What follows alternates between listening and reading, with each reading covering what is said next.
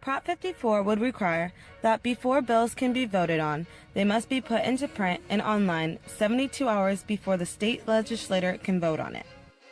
It also requires that all public proceedings be recorded and put online within 24 hours. This would also amend the state constitution.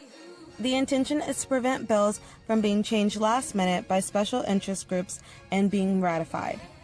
Prop 64 legalizes for people 21 and over the recreational use and sale of marijuana with taxation and regulation in the state of California.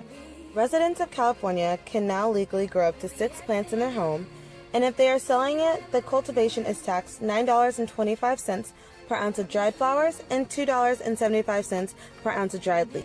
Businesses selling weed cannot be located near schools or daycares, and they are also prohibited from selling tobacco and alcohol.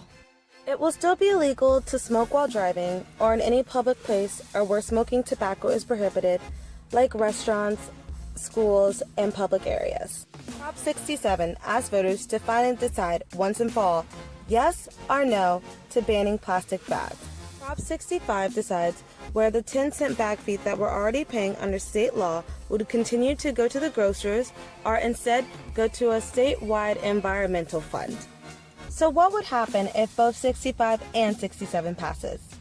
If Prop 67 passes, plastic bans are banned and grocers charge 10 cents per plastic bag. If 65 passes, an environmental fund gets those 10 cents. However, if both pass and 65 ends up with more yes votes than 67, then it would kind of get weird because of a cause. Basically, this would mean that if 65 gets more, 67 would be struck down.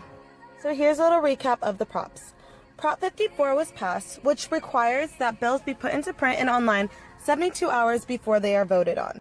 Prop 64 was passed, which legalized the use and sale of marijuana for people 21 and over with tax and regulation. And lastly, Prop 67 passed, which banned the use of plastic bags inside of grocery stores, and Prop 65 failed, which means that the 10 cents that we pay for the bag fee keeps going.